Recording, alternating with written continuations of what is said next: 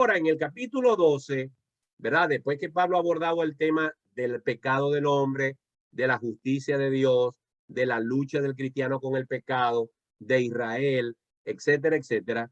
Pablo en el capítulo 12 básicamente nos trae una lista de consejos de cómo un cristiano debe vivir en relación con distintos aspectos de la vida. Es decir, prácticamente podríamos decir que si algún cristiano ora todos los días para que Dios le muestre su voluntad, Señor, ¿cómo quieres que yo viva? Señor, ¿cómo quieres que yo reaccione? Señor, ¿cómo quieres que yo actúe? Yo me quiero parecer más a ti. Yo quiero parecer un hijo, una hija tuya. Yo quiero que tú transformes mi carácter, pero no sé cómo. Bueno, agarra el capítulo 12 de Romanos, léaselo como que si fuera una dieta, como que si fuera una receta, y trate de aplicarlo lo mejor que pueda, porque la Romanos 12 es más o menos una lista de los deberes que tenemos como hijos de Dios. Empecemos leyendo los primeros 3 versículos.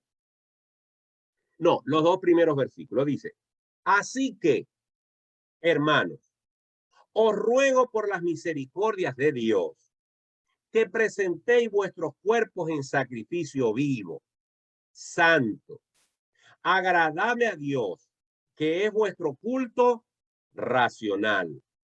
No os conforméis a este siglo, sino transformaos por medio de la renovación de vuestro entendimiento, para que comprobéis cuál sea la buena voluntad de Dios, agradable y perfecta. El apóstol Pablo en estos 2 versículos hace un ruego de lo más profundo de su corazón, y utiliza, argumenta, fortalece su ruego diciendo que él lo hace por las misericordias de Dios. Es decir, que lo que está rogándole Pablo a los cristianos, a usted y a mí y a los cristianos de ese momento, es que por las misericordias de Dios, por la gracia de Dios, se nos acaba de unir Thais, bienvenida. Por esa misericordia de Dios, ¿verdad?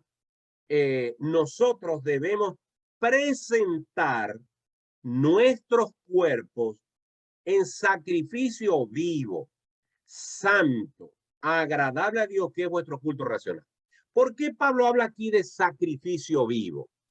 Porque la Biblia enseña en el Antiguo Testamento que Dios se satisfacía de los sacrificios que hacía el sacerdote cuando traían las ofrendas para traerla al altar y quemarla como un incienso agradable delante de Dios.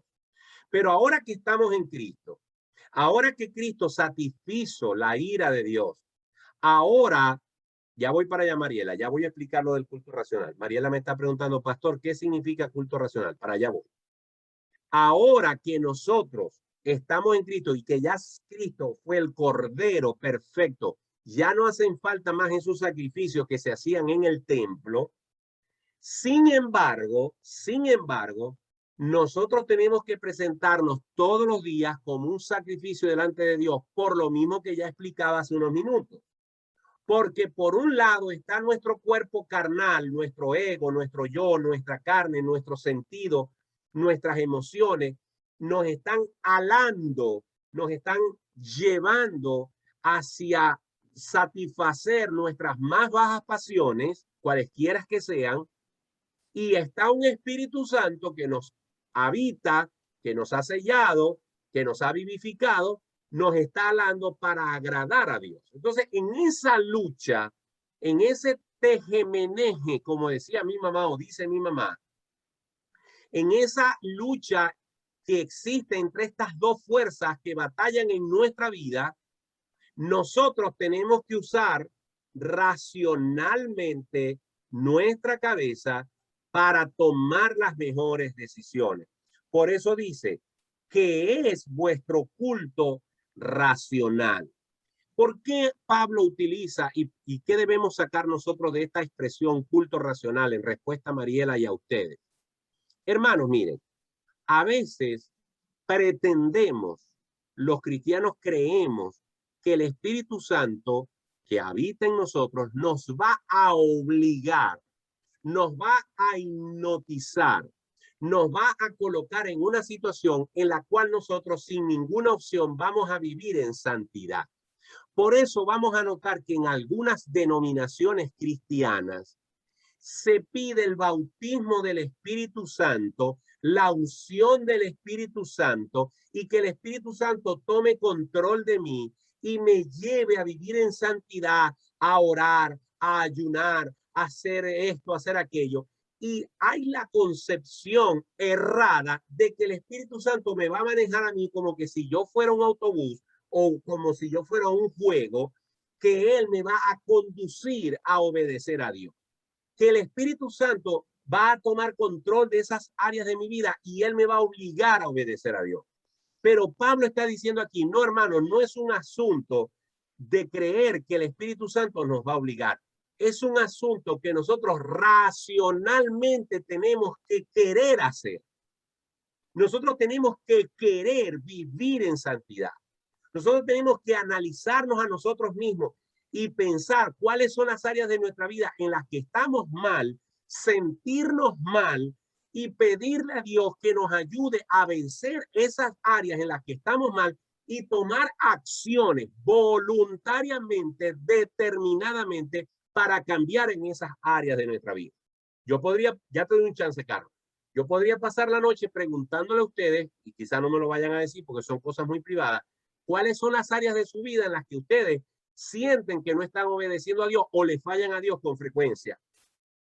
Y ustedes a veces lloran y piden, Señor, ayúdame porque no quiero hacer esto más nunca. No, no es solamente llorar, debemos hacerlo. No es solamente clamar, debemos hacerlo. No es solamente pedirle a Dios que nos asista, debemos hacerlo. Pero nosotros también tenemos que tomar acciones que cuando nos paremos de ahí de orar, digamos, yo voy hoy a decidir ser un mejor cristiano y voy a estar pendiente de esas ocasiones en las que vayan a venir las tentaciones para no responder como he respondido hasta ahora. Es un asunto racional. Adelante, Carlos Conde. Por eso dice la palabra que cuando nosotros cometemos pecado, contrictamos al Espíritu que vive en nosotros. Así es.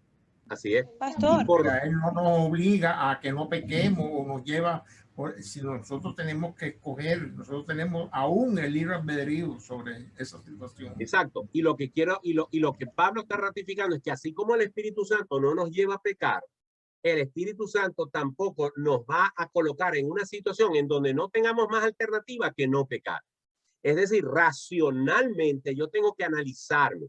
Yo tengo que, sin caer en los recursos y en los argumentos baratos de la psicología moderna, que yo no estoy diciendo que la psicología es mala, todo lo contrario, pero la psicología humanista, la psicología que saca a Dios, la psicología que le da más valor al ego y rechaza a Dios, sin usar esos argumentos freudianos y todas esas cosas, yo tengo que reconocer que la batalla de mi vida está aquí, en mi mente, en mi conciencia. Por eso Pablo nos invita a que nos presentemos, a que sacrifiquemos, a que querramos hacer, aunque nos cueste, aquellas cosas si lo que queremos es agradar a Dios. Sacrificio vivo, santo, agradable a Dios, que es vuestro culto, que es vuestra adoración, que es vuestra alabanza a Dios en forma racional. Es decir, que lo hacemos voluntaria y conscientemente y nos proponemos cada día a mejorar más. ¿Ok? No sé, Mariela, yo creo que Reiniela quiere decir algo, sí, pero yo quería preguntarle a Mariela, antes de que tú hables, Reiniela, si, Mariela, si tú entendiste, si te satisfizo la respuesta. Lo que yo entendí es disponerse. Disponerse, correcto, esa es la palabra, estar dispuesto a hacerlo. Perfecto. Quiero aceptar que somos pecadores. Y aceptar que somos pecadores, que necesitamos la ayuda de Dios, pero que no nos podemos quedar en llorar y pedir que Dios nos ayude. Hola, Thaís, ¿nos escuchas? Dime sí o no. Ajá. No nos podemos quedar ahí en ese llanto y en ese gemido, Dios mío, toma control de mí. No. No es eso de toma control de mí. Yo tengo yo tengo que también poner lo que tú dijiste, dispuesto a dar los cambios que tenga que hacer todos los días de mi vida y revisarme y mirar qué cosas tengo que mejorar. Reiniela, ¿qué quería? Reiniela, ¿qué quería? ¿Perdón? ¿Perdón? Como los alcohólicos. O sea, primero tienen que reconocer que son alcohólicos, que tienen un problema. Correcto. Y luego ponerse, decir, hoy nos vemos, mañana no sé. Correcto. Así, o sea, hoy voy y el Espíritu Santo me va a asistir. Correcto. Adelante, Reiniela. Pastor, que no es que para nada difiera de lo que usted está diciendo, ni lo que está diciendo Pablo, ni nada por el estilo, pero si bien es cierto, el Espíritu Santo no nos va a obligar, o sea, la decisión, estoy clara que está en nosotros, pero yo pienso que cuando el Espíritu Santo sí mora en nosotros, ¿verdad? Y sí hemos abierto el corazón a Cristo, yo pienso que es algo que no nos deja tampoco, no nos deja muy ligeros, que se diga, no nos deja muy tranquilos en cuanto a llevar una vida según nuestra propia prudencia, pues siempre ese Espíritu Santo se hace presente y sentimos pues cómo nos jala la oreja pues a cada minuto, aunque finalmente la decisión va a estar en nosotros, eso estoy clara. Evidentemente, el Espíritu Santo es nuestro ayo, el Espíritu Santo es nuestro tutor, el Espíritu Santo nos redarguye, el Espíritu Santo nos reprende, el Espíritu Santo nos asiste, el Espíritu Santo nos alienta, ¿verdad? Pero yo tengo conscientemente que entender que mi alabanza a Dios no es ir a la iglesia, levantar las manos con los ojos cerrados y cantar 4 coritos. Eso está bien, pero la adoración a Dios es un sacrificio vivo, santo, agradable, consciente, dispuesto, voluntario, permanente, un deseo constante de que con mi actitud, con mi manera de responder ante cada una de las circunstancias de la vida, yo adoro a Dios, no solamente cantando en la iglesia. Pasemos al siguiente versículo porque yo creo que ya eso quedó bastante claro. Versículo 2 está en consonancia con el versículo 1. No os conforméis a este siglo. Aquí la palabra siglo significa sistema mundano de cosas. Sistema mundano de cosas. No se está refiriendo a un asunto de tiempo ni de 100 años. No os conforméis a este siglo.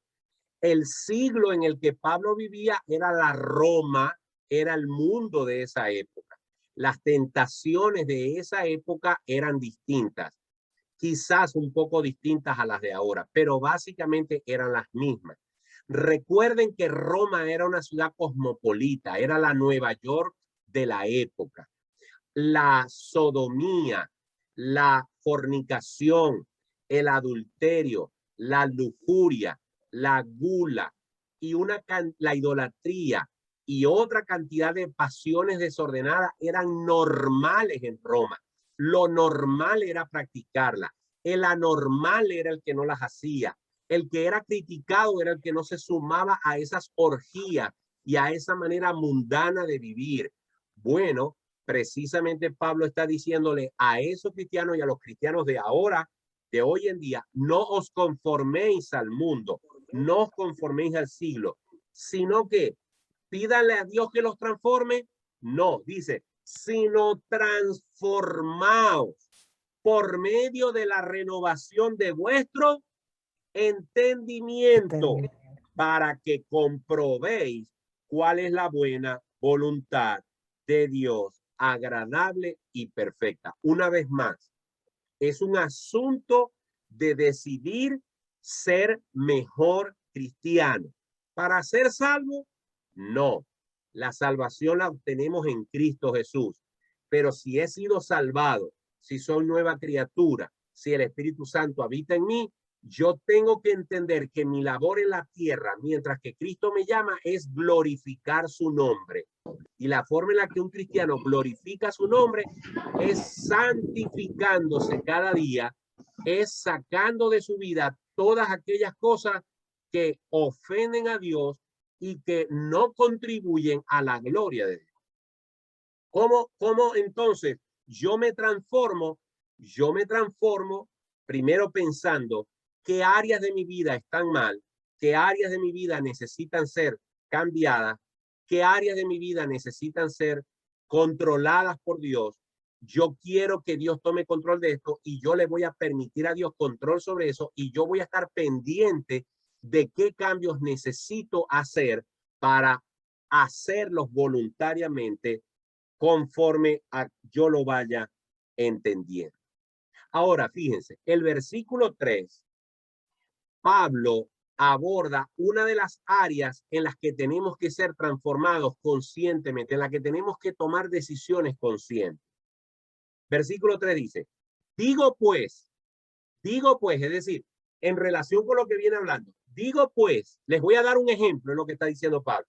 Digo pues, por la gracia que me es dada, a cada cual que está entre vosotros, que no tenga más alto concepto de sí que el que debe tener, sino que piense de sí con cordura, conforme a la medida de fe que Dios repartió a cada uno. ¿Cuál es una de las áreas de la vida del cristiano, del humano, en la que tiene que estar pendiente? El ego, el yo, la altivez, el amor propio de creer y pensar que yo soy la última Coca-Cola del desierto. El ego, la altivez, el orgullo es uno de los primeros enemigos con los que el hombre tiene que trabajar. Y cuando digo el hombre, me estoy refiriendo al género humano y me estoy refiriendo específicamente a los cristianos. El hermano que no me saludó, el pastor que no me llamó, el pastor que tal cosa, la iglesia que no me llama, el hermano que me miró mal, que me enteré que estaban hablando mal de mí, que eso no se va a quedar así, que yo voy a agarrar a fulano y le voy a decir que él no es mejor que yo, que él fue el que me falló, que venga él y que me perdone, etcétera, etcétera, etcétera. Una cantidad de elementos, ¿verdad? No solamente en la iglesia, también en el hogar, el esposo, la esposa, el hijo, el padre, que son cristianos, pero que dejándose arrastrar por su ego y por el alto concepto que tienen de su persona, no están dispuestos a conciliar, no están dispuestos a humillarse si es necesario hacerlo. Ahora, el apóstol Pablo, en una forma muy inteligente, dice algo soberbio. Él no está diciendo que nos arrastremos, él no está diciendo que nos humillemos exageradamente, él no está diciendo que nos consideremos poca cosa, él no está diciendo que tengamos baja autoestima, él no está diciendo que no exijamos nuestro derecho, él no está diciendo que nosotros nos creamos una cosa rastrera que todo el mundo puede hacer con nosotros lo que quiera. No, él lo que está diciendo es que nadie tenga más alto concepto de sí que el que debe tener. Es decir, en esta frase Pablo está diciendo, apréndete a quererte, aprende a valorarte, date tu puesto, pero no vayas más allá de lo que te corresponde.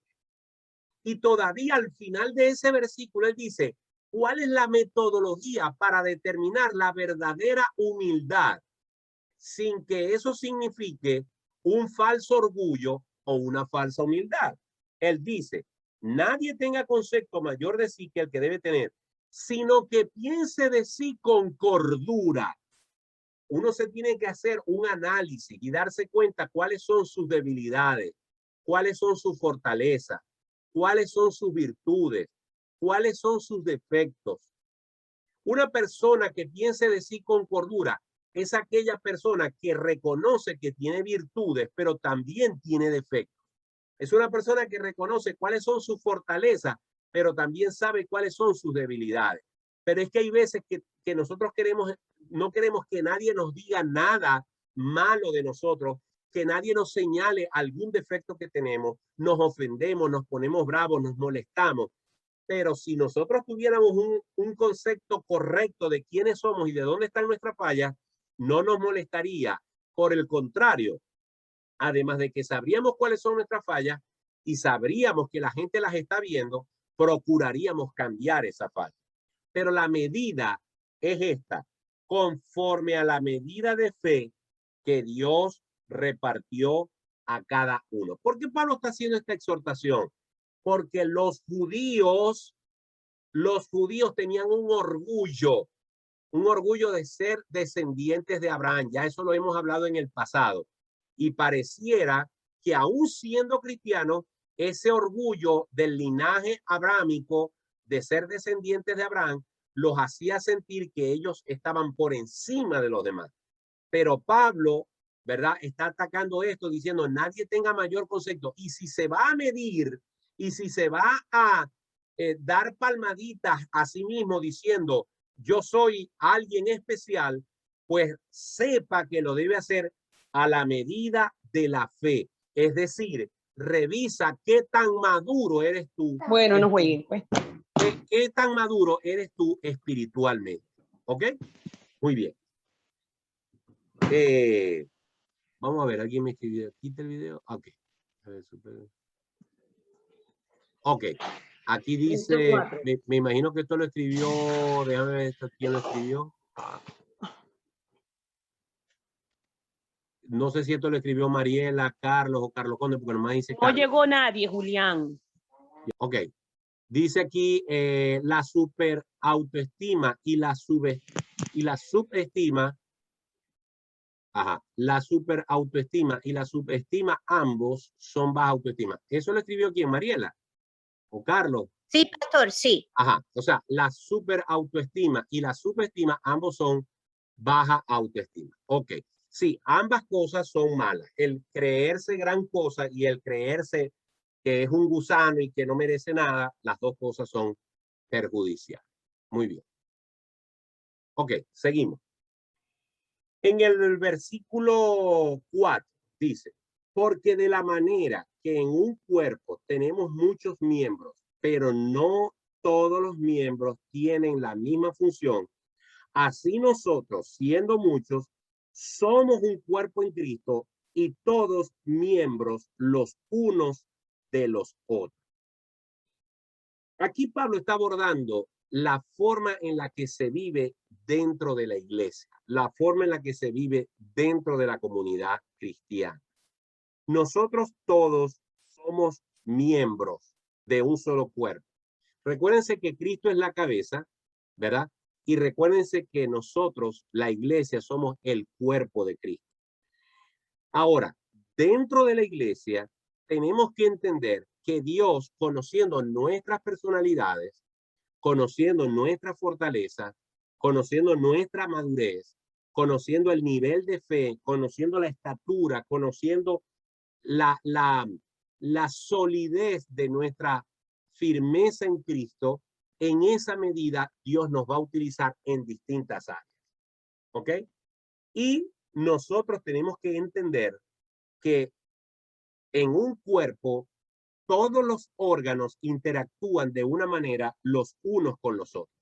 Si nosotros estamos en la iglesia con una concepción de que nosotros somos las estrellas, de que nosotros somos las personas más importantes en el escenario de la iglesia, entonces vamos a mantener una discordancia, un espíritu de pleito, un espíritu de estar predispuesto con respecto a los demás hermanos. Todos tenemos que aceptar que somos miembros del mismo cuerpo. A mí me gusta mucho este ejemplo. En el tablero de ajedrez, hay distintos tipos de piezas. Yo no soy un experto en ajedrez, déjenme bajarle volumen a esto. Yo no soy un experto en el tema del ajedrez. Si hay alguien aquí que me ayuda, pero yo sé que en el ajedrez está la ficha más común, que es el peón, ¿verdad? Luego está, creo que el alfil. Si me equivoco, alguien me corrige. También está el caballo. También está, creo que el rey y creo que está la reina. No sé si alguien... A ver. La torre. La torre. Me falta la torre. Son 6 piezas. Entonces son peón, alfil, torre, caballo, rey y reina. Creo que la mayor pieza es la reina. Si no, me equivoco, o el rey. ¿Alguien me puede corregir? Las dos son igual de... Ok, yo no sé jugar ajedrez, cuando mucho dama y de casualidad. Ok. A muchos cristianos les gusta ser reina y rey. Pero a nadie le gusta ser peón. Yo me he metido en la cabeza que en el ajedrez de Dios, yo soy un peón. Y quiero ser un peón y no quiero que Dios me ascienda a otro nivel. Por supuesto que Por ejemplo, voy a poner un ejemplo práctico. Cuando yo doy una clase, cuando ustedes me dicen, hermano, qué bien lo que usted explicó, que no, el diablito con el tridente me está diciendo inflate, inflate, inflate, inflate, inflate, inflate, inflate, ¿no? Pero yo inmediatamente, conscientemente, le digo, Señor, no, no, yo soy un peón que le diste, a mí me diste unos dones que, no, que yo quisiera tener otros y no los tengo. Pero me diste ese don y yo los uso porque lo que yo sé y lo que yo puedo explicar no es mío, tú me lo diste. Así que yo agradezco siempre los elogios y siempre agradezco las palabras de ánimo, pero realmente desprecio en mi corazón cualquier actitud a sentirme ufanado por eso. Batallo con eso a veces y ustedes tendrán también sus batallas personales, pero debemos entender que somos peones en el ajedrez de Dios. Versículo 6. Pablo plantea un posible problema. Dice, de manera que teniendo diferentes dones, lo cual puede producir roces, según la gracia que nos es dada, si el de profecía, ojo, aquí profecía equivale hoy en día a predicación de la palabra, no a que Dios me dijo tal cosa, ¿ok? No que Dios me reveló tal cosa, que Dios me habló, no, sino que según la gracia que nos es dada, si el de profecía, úsese conforme a la medida de la fe. O si de servicio, en servir. Si tú tienes el don de servicio, sirve. Si tienes el don de predicar, predica. Si el que enseña en la enseñanza, porque a veces nos quedamos solamente con el cargo, solamente nos quedamos con el nombre, solamente nos quedamos con la posición. Yo quiero trabajar en la iglesia en el cargo de tal cosa, pero después cuando toca echarle pichón, cuando toca tirarse al campo de trabajo, entonces no queremos salir de la comodidad del cargo y no hacemos lo que tenemos que hacer. El que exhorta en la exhortación, el que reparte con liberalidad, el que preside con solicitud, es decir, el que preside es el que lidera y con solicitud es aquel que lo hace, o sea, la persona que preside debe hacerlo sin dejar pasar el tiempo, atacando los problemas cuando hay que atacarlos, siendo diligente, ¿ok? El que hace misericordia con alegría, lo debe hacer con alegría, no con queja. Entonces, aquí el apóstol Pablo, yo decía en el versículo 6, plantea un posible problema, y es que si tenemos, a ver, también está el otro lado de la moneda, doctora. Hay personas que Dios le ha dado dones, pero, un momentito. Ok, aquí dice Mariela, también está el otro lado de la moneda, pastor. Hay personas que Dios les ha dado dones, pero por su baja autoestima o por su corazón herido, no los pone en práctica y otro toma su lugar y a veces no merece. Sí, correcto. A veces somos temerosos de asumir los retos que Dios nos da y entonces perdemos la oportunidad de servir a Dios porque o pensamos que no somos dignos de esa posición porque Satanás nos mete en la cabeza que no somos dignos o porque estamos tan afanados a veces en nuestros propios asuntos que preferimos que otro lo haga y entonces nos perdemos la bendición de ser usados por Dios. Perfecto, gracias Mariela. Pero decía yo que en el versículo 6, Pablo plantea que en la iglesia hay diferentes dones. No todos tenemos la misma capacitación y las mismas virtudes, pero simplemente hagamos nuestro trabajo y que nosotros no permitamos que esas diferencias y esos distintos roles que Dios nos ha colocado, permitamos que nosotros por eso tengamos divergencias, diferencias, roces entre nosotros. El versículo 9 dice, el amor sea sin fingimiento. ¿Por qué Pablo dice el amor sea sin fingimiento? Debe ser porque se puede decir que yo te amo cuando realmente no te amo. A veces, yo me acuerdo un corito que de pronto Taí se acuerda, que es de la vieja escuela, un corito que decía, tomados de la mano con él yo voy, tomados de la mano con él yo voy, tomados de la mano con él yo voy a donde él va. Y había otro que decía, somos uno en espíritu y en el Señor. Somos uno en espíritu y en el Señor. Entonces, esos coritos hablan de que eres mi hermano, de que dame la mano, de que nos amamos. Pero a lo que termina el culto, hermano, ¿me puede dar la cola? No, mi hijo, no puedo por tal cosa. O ese hermano que no le dieron la cola se pone bravo y dice que es cristiano, que tal, que le pedí la cola y no me la dio. Entonces, el amor que decimos tener sea sin fingimiento. ¿Y cómo podemos demostrar que el amor es sin fingimiento? Cuando toque demostrar en forma patente, palpable, visible, sacrificada el amor y yo lo muestro. Por eso yo he dicho en muchas oportunidades que el amor ágape, el amor con el que nos tenemos que amar los cristianos, no es un amor emotivo, no es una emoción, no es algo que yo siento en mi corazón en forma espontánea, no. El amor ágape es un amor sacrificado, es un amor decidido, es un amor que yo decido tener, es un amor que yo quiero tener. ¿Ok? Y para que sea sin fingimiento, tengo que demostrarlo cuando menos ganas tengo de mostrarlo, pero el amor que habita en mi corazón me lleva a hacer. Aborrecer lo malo. Fíjense que lo que dije al principio, esto es una guía de Pablo, una receta de cosas que los cristianos debemos hacer. Y ya hemos hablado de varias cosas, ¿ok? Que el amor sea sin fingimiento, que aborrezcamos lo malo, ¿verdad? Que sigamos lo bueno.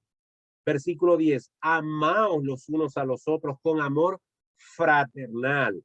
En cuanto a honra, prefiriéndoos los unos a los otros. En lo que requiere diligencia, no seamos perezosos, no dejemos para mañana. Un cristiano no debe ser un procrastinador, un postergador, una persona que puede hacer algo hoy, pero lo deja para mañana. No, mañana llamo a la hermana fulano, mañana visito a fulano, mañana le llevo tal cosa a fulano, mañana oro por fulano. Cualquier cosa que podamos y debamos hacer hoy, hagámosla hoy, porque la Biblia dice que el que sabe hacer lo bueno y no lo hace, le es pecado. ¿Ok? Dice, fervientes en espíritu, sirviendo al Señor, gozosos en la esperanza. ¿En cuál esperanza? En la esperanza de que algún día ya no estaremos en este tiempo, ya no estaremos en este mundo, y todos los llantos y todas las tristezas y todas las luchas van a quedarse aquí en la tierra y ya llegará el día en que nosotros no tengamos las luchas con las que tenemos que batallar todos los días. Sufridos en la tribulación. Estos sufridos en la tribulación no significa una actitud de llanto, una actitud de víctima, una actitud de derrota. No, en lo absoluto, no significa eso. Sufridos en la tribulación significa que la Biblia nos enseña que no solamente nos es concedido el ser salvos en Cristo, sino padecer por él. Y Jesús lo dijo, en el mundo tendréis aflicción, pero confiad, yo he vencido al mundo. Nosotros vamos a tener razones para padecer, razones para sufrir y vamos a llorar y nos vamos a sentir tristes y nos vamos a sentir como que ya no nos provoca seguir viviendo y nos vamos a sentir que no hayamos ya qué hacer.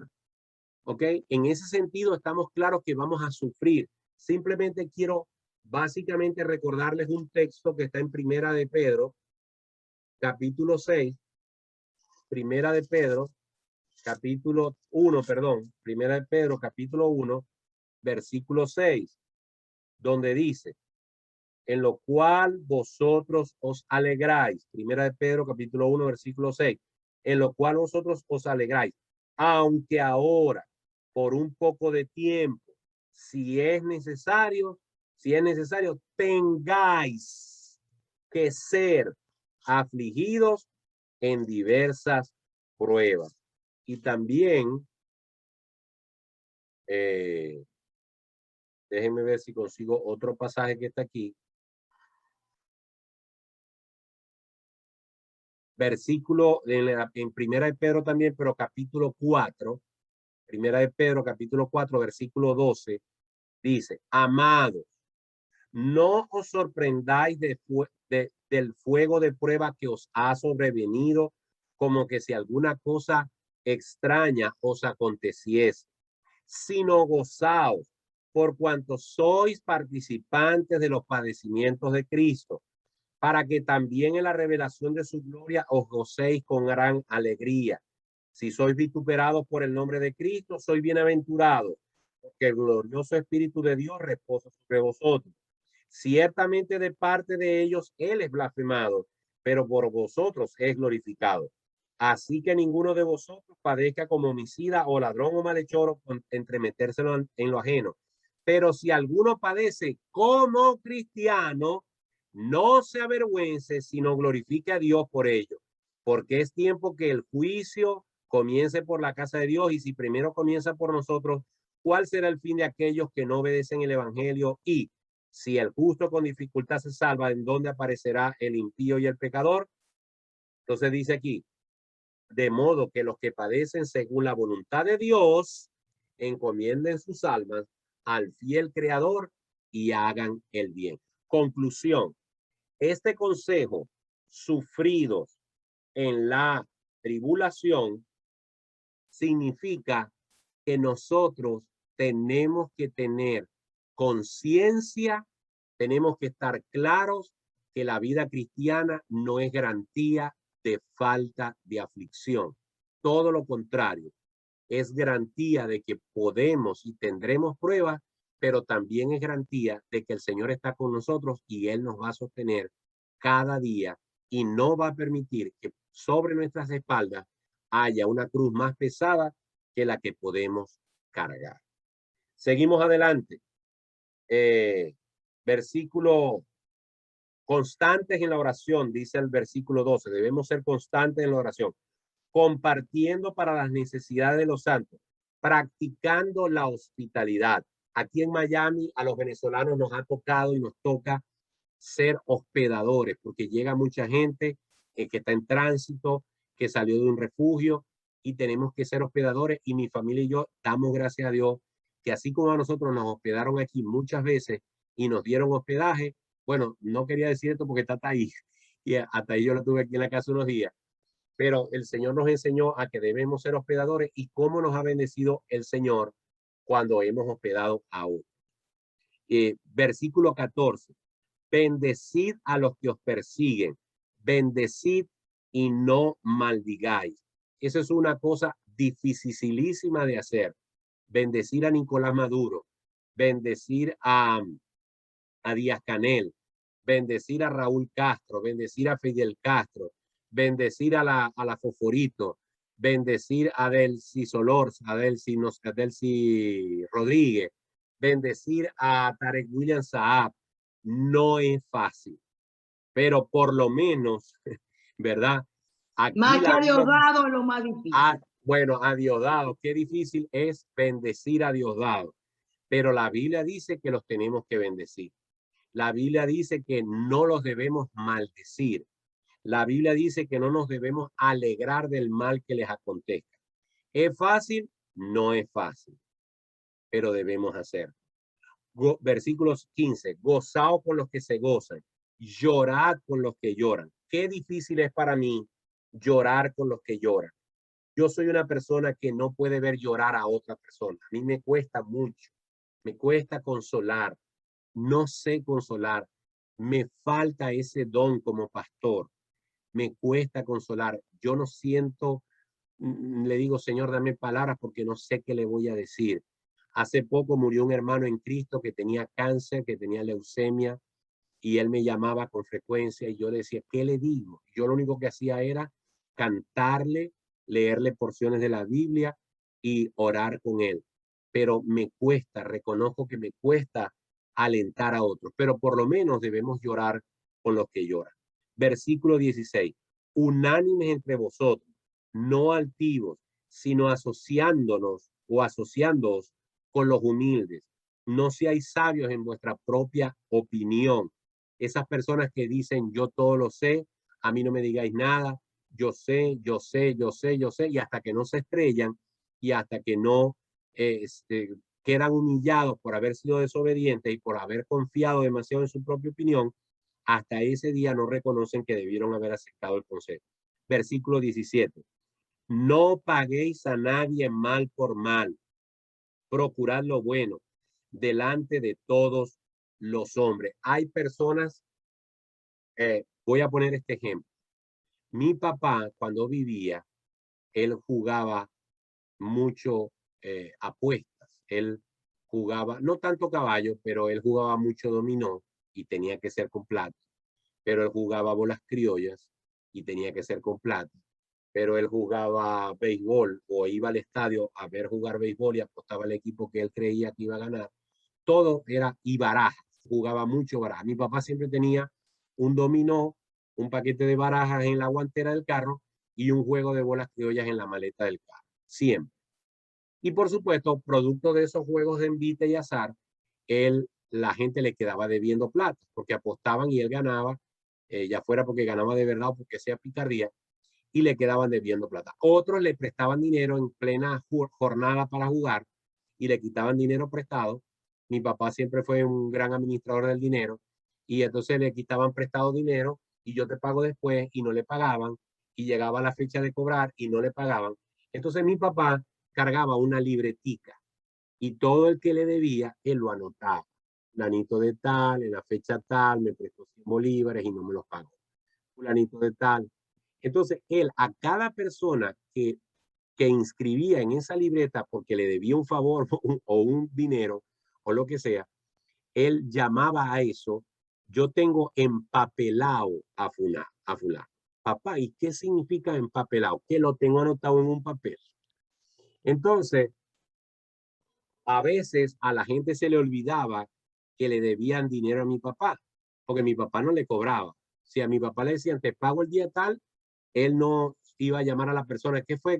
No, la persona fallaba, él lo empapelaba. Entonces, pasado el tiempo, alguien venía y le decía, Martín, mira, para que me prestéis 200 bolívares. No, mijo, si vos estás empapelado. Estoy que empapelado.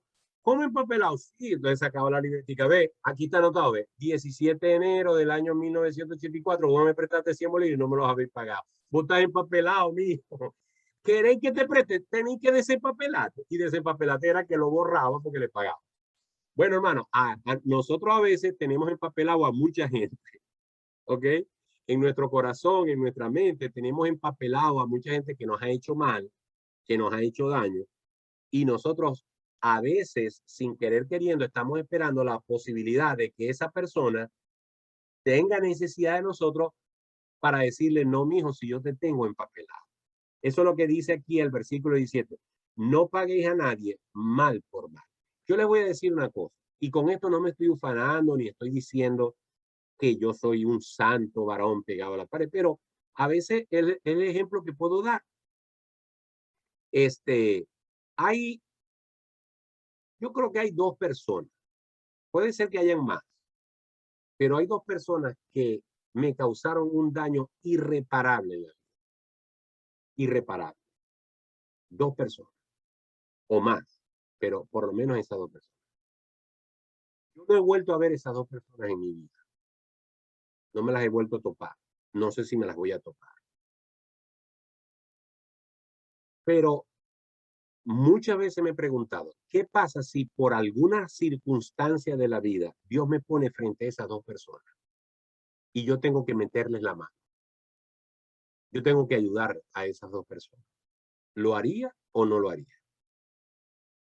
Y yo espero que el Señor me dé fuerza para hacerlo. Yo los perdoné a esas dos personas. Yo perdoné a esas dos personas.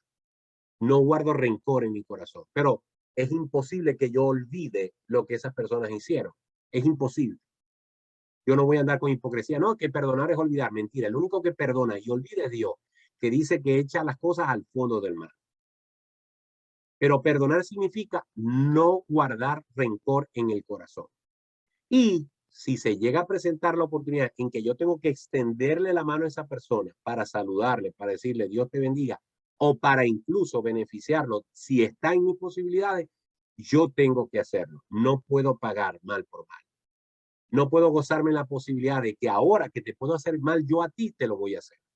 No permitamos eso. Y si lo hemos permitido, pues pidamos perdón al Señor y no lo volvamos a hacer. Y dice, me encanta este versículo. Versículo 18.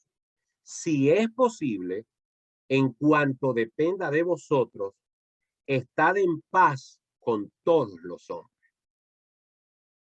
Yo quiero explicar esto con otro ejemplo mío. Yo sé que así como hay 2 personas o más que me han hecho daños irreparables, yo sé que yo he causado daños irreparables en otras personas.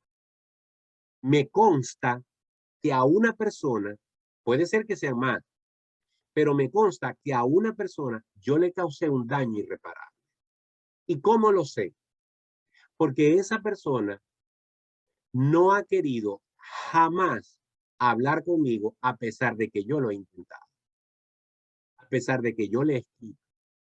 A pesar de que yo he querido manifestarle mi arrepentimiento por el error que cometí. No ha habido forma que esa persona me perdone. No puedo hacer más nada. Yo he estado dispuesto a decirle a esa persona, perdóname, pero ni siquiera me lo permite. Entonces, lo que les quiero decir es que a toda persona que yo he ofendido y a toda persona con la que yo he fallado, yo tengo un pastor que es muy amigo mío, pero muy amigo. Somos muy, pero muy íntimos, muy amigos.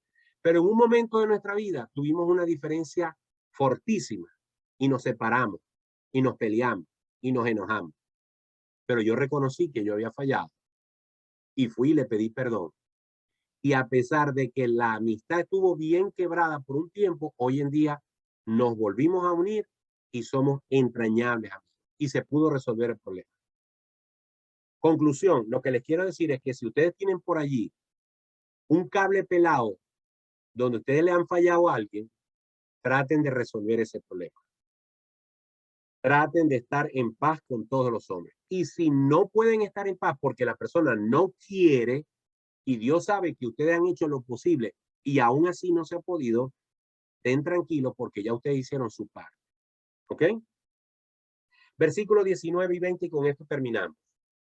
No os venguéis vosotros mismos, amados míos, sino dejad lugar a la ira de Dios, porque escrito está, mía es la venganza, yo pagaré, dice el Señor. Miren, hermano, hay un versículo en la Biblia que dice, airaos, pero no pequéis.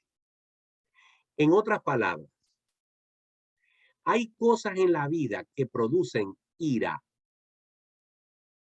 Y Dios, sabiendo que Él es un Dios también de ira, Él es un Dios de amor, pero la Biblia dice que Él es fuego consumidor. Y hay de aquel que caiga en las manos del Dios airado. ¿Qué quiero decir con esto? Que si Dios no prohíbe la ira, es porque hay cosas que realmente son indignantes. Hay cosas que son tan graves que nos pueden causar a nosotros que Dios no nos limita a sentir ira, a sentirnos ofendidos, dolidos, enojados. Pero la Biblia, así como nos autoriza a sentir ira, lo que no nos autoriza y nos prohíbe es que desatemos esa ira. Por eso dice, airaos, pero no pequéis. Porque en la ira puede ir desde un golpe, como una palabra, o como cualquier cosa que saca de nuestro corazón, cosas que no queremos que salgan. Entonces, la ira Es un exprimidor que nos pone en circunstancias en las cuales al ser exprimido sale lo que hay en nuestro corazón. No permitamos que la ira nos haga pecar. Ahora, una manifestación de la ira, ¿cuál es? La venganza. Ese sentimiento que queda en el corazón maquinando, ¿cómo yo me desquito esto? Esto no se queda así. Y los cristianos no escapamos a eso. Puede ser un deseo de venganza inmediato cuando la persona me ofende, una persona que me recuerda a mi mamá y yo que me siento ofendido porque me recordaron a mi mamá, inmediatamente le contrarrecuerdo a su mamá. ¿Me entienden? Eso es factible. Desde esa pequeña e instantánea venganza de la cual prácticamente ni me di cuenta cuando me vino la tentación y pequé, hasta la persona que me dijo, o yo supe que alguien me hizo algo, me dijo algo, que supe algo X, y yo empiezo a planificar cómo me voy a vengar. Esto no se queda así. Y como yo no quiero esperar que Dios me haga justicia, porque a veces Dios se tarda mucho desde mi punto de vista, yo tomo la justicia por mis manos. Fíjense que el versículo no dice que no va a haber venganza. El versículo dice, no os venguéis vosotros mismos. Dios nos puede conceder, y no creo que haya nada malo de esto. Dios nos puede conceder la venganza. El Salmo 37 les recomiendo que lo lean. El Salmo 37, Dios le va a pagar a los malignos en su momento justo. Ahora, cuando digo que Dios no nos quita el derecho a la venganza o a que seamos vengados, no nos da pie para que nosotros nos alimentemos con ese deseo de que Dios algún día haga que fulano de tal que me hizo tal cosa le dé un cáncer y se muera de cáncer. Que lo atropelle un carro.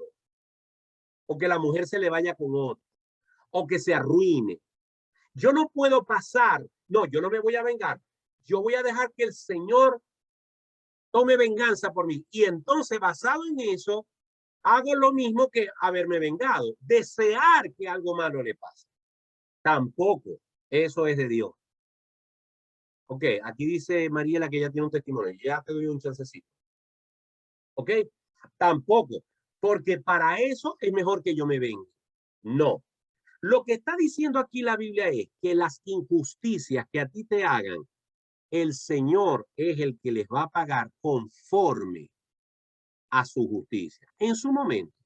Y que tú sepas que algún día esas personas van a pagar por lo que hicieron. Por ejemplo, esas dos personas de las que yo les hablé. Yo no sé, ni yo pienso en esa persona ni en lo que Dios les va a hacer. Dios sabe que es así y que se los estoy diciendo a ustedes. Pero el día que yo me entere que algo pasó con esa persona, no me extrañaría. Incluso hay gente que me ha hecho mal a mí, que yo jamás me voy a enterar cómo Dios les cobró el haberme hecho mal a mí. Gente que me asaltó, gente que me chocó y salió huyendo, gente que me estafó, gente que hizo decenas de cosas a mi vida. Y en mi corazón yo sentí rabia, indignación en el momento. Pero yo dije, Señor, algún día vos le vas a pasar factura a esa persona. Yo no lo voy a hacer. Es más, el versículo 20 nos dice cuál es la actitud correcta. Así que, si tu enemigo, ese al que vos queréis cobrarle la venganza, ese que te hizo mal, no estamos hablando, hermano, del que no me saludó en la iglesia. No estamos hablando del hermanito que me prestó $20 o 20 bolívares y no me los pagó. Estamos hablando de daños graves. De la mujer que me quitó al marido. Del hombre que me quitó a mi mujer.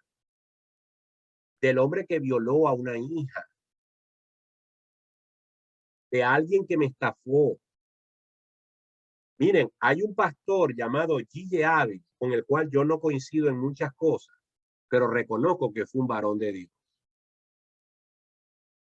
Y G.J. Ávila visitaba en la cárcel, no visitó, visitaba en la cárcel al asesino de su hija y le predicó de Cristo y el hombre se convirtió. Para eso se necesita practicar el versículo 20. Si tiene hambre, dale de comer. Si tiene sed, dale de beber. Pues haciendo esto, te vas a vengar de la manera adecuada. Vas a acumular ascuas de fuego sobre su cabeza. Miren, hay distintas posiciones con respecto a este versículo y con esto termino y le doy chance a María. Hay varias versiones sobre esto de amontonar ascuas de fuego sobre su cabeza. Mi opinión personal es que si Dios no me quita el derecho a tener la esperanza de que mi injusticia, la que me hicieron, va a ser cobrada, pero la va a cobrar Él. Si bien es cierto, Dios no me pide sino algo dificilísimo, pero que debo hacer, que es darle de comer y de beber, es decir, auxiliar a mi enemigo si lo necesita. Dios me puede poner en esas situaciones para que yo practique el amor de Dios. Por eso yo no descarto que algún día yo me consiga con esas dos personas en una circunstancia en las que yo los tenga que ayudar. Y yo tengo la esperanza que Dios me dé fuerzas para hacerlo. Pero la Biblia dice que cuando lo hagamos, en todo caso, la venganza va a ser que esa persona va a decir, ¿cómo es posible que yo le haya hecho a fulano o a Martín lo que le hice? Y a pesar de eso, cuando necesité de él, me ayudó. La última persona que yo pensaba que me iba a meter la mano era Martín. Y Dios hizo que él me metiera la mano. Y va a sentir y va a ver que el amor de Dios está en mí. Porque eso fue lo que hizo Dios con nosotros. Que nos amó cuando no lo merecíamos. Que nos salvó cuando no lo merecíamos. Que siendo unos delincuentes, Él entregó a su Hijo Jesucristo por nosotros. Y si Él hizo eso por nosotros, ¿cuánto más tenemos que hacerlo por los que nos ofenden? Así que, hermanos, Romanos 12 es una guía. Anoten allí todos esos consejos, escríbanlos en un papel y pregúntense a sí mismos en qué áreas de esta a mí se me hace fácil y en qué áreas de esto se me hace difícil para practicar allí. Mariela, te doy una oportunidad lo más breve que puedas porque ya son las 9:30.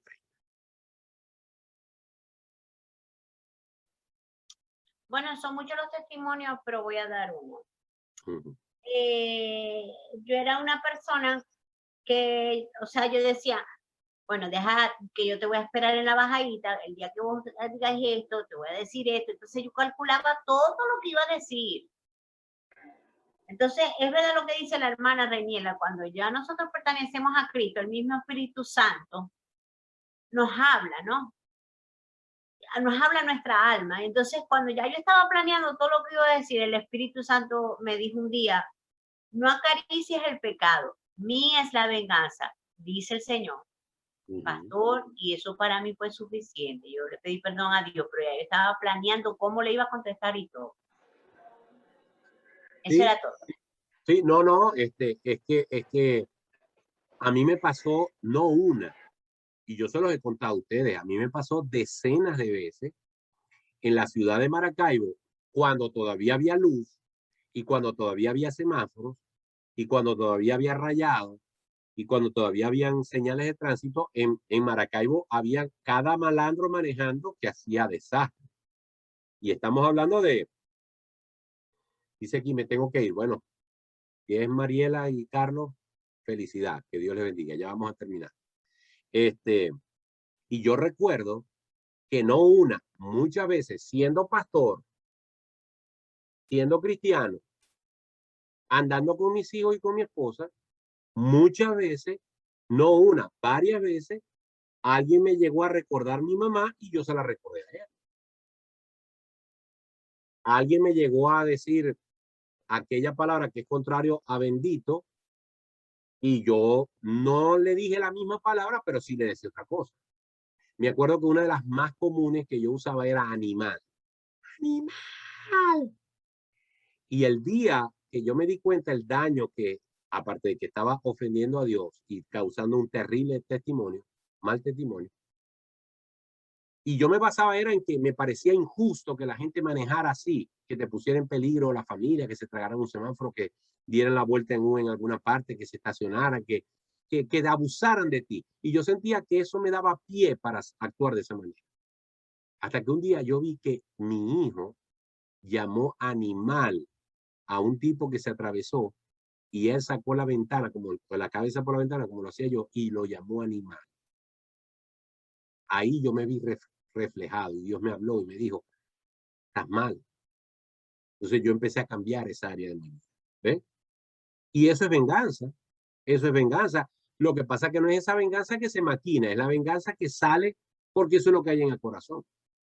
Entonces, hermano, Romanos 12 es una exhortación a que voluntariamente hagamos los cambios que tenemos que hacer en nuestra vida. Que el Señor les bendiga ricamente. Pastor, A ver, pastor. Maro. Adelante, Maro. Adelante. Bueno, primero darle gracias al Señor por la palabra de hoy, que realmente es bastante gratificante y de llamar la atención de cada uno de nosotros en las áreas, en ese cuarto oscuro que tenemos en nuestro corazón y limpiarlo, ir cambiando, transformando nuestras vidas. Amén. Pero el llamado que voy a hacer hoy es para que por favor pongan en oración que mañana voy a la cita del pasaporte, ¿verdad? Y pido oración para que todo salga como Dios lo tiene planeado, que sé que es así, ¿verdad? Amén. Y para que me ayuden en que, como son todas las cosas en Venezuela que no son lo más fluida posible, pues que todo se encamine como el deber ser. Se pido oración por parte de ustedes. Amén, hermano. Amén. Así estaremos orando por eso. Bueno, recuerden ustedes orar por eso también. Hermanas y hermanos, bueno, no, sí queda por aquí Carlos Carbonell. A ver, ¿quién fue el que dijo entonces que se tenía que ir? Debe ser Carlos Conde. Ah, ya, debe ser Carlos Conde. Bueno, aquí están Carlos. Nomás quedamos, benditos somos entre todas las mujeres, Carlos Carbonell y yo. ¿Ok? Les envío un abrazo, que el Señor les bendiga, que el Señor les guarde y estaremos viéndonos pronto. Que el Señor les bendiga. Chao. Amén. Ayúdame, dígame, Mariela, dígame. Amén, hermano. Feliz noche. Con una oración. ¿Cómo? Que si puede despedir con una oración. Sí, vamos a orar, vamos a orar. Nuestro buen Dios y Padre Celestial, te damos gracias por tus misericordias y bondades para con nosotros. Gracias por la vida de cada uno de los hermanos que se ha conectado y aquellos que van a poder ver este video posteriormente. Señor, en esta hora queremos exaltar tu nombre y bendecir. Rogarte que nos ayudes a que consciente y deliberadamente podamos revisar nuestra vida y ver cuáles cosas te ofenden y cuáles tenemos que cambiar. Danos la fuerza y danos la dirección para hacerlo, pero danos también la capacidad de entender que muchos de estos cambios tienen que ser porque nosotros determinemos qué hacía de hacer para la gloria. Encomendamos a nuestra hermana Maroa y su diligencia mañana en el site. Le suplicamos, Señor, que el pasaporte pueda ser emitido de la manera correcta, que todo el procedimiento que ella va a tener mañana en la oficina de extranjería pueda fluir perfectamente y que ella pueda regresar a su casa con la convicción de que todo el proceso fue completado y esperar su pasaporte emitido. Bendícenos a cada uno en nuestras luchas, en nuestras dificultades y sosténnos en medio de las tribulaciones que nos toca afrontar. En Cristo Jesús te damos gracias y bendecimos tu nombre. Amén. Hasta luego, hermanos. Hasta luego, pastor. Chao. Bendiciones. Gracias, Amén. Amén. Buenas noches. Chao. Feliz noche. Chao.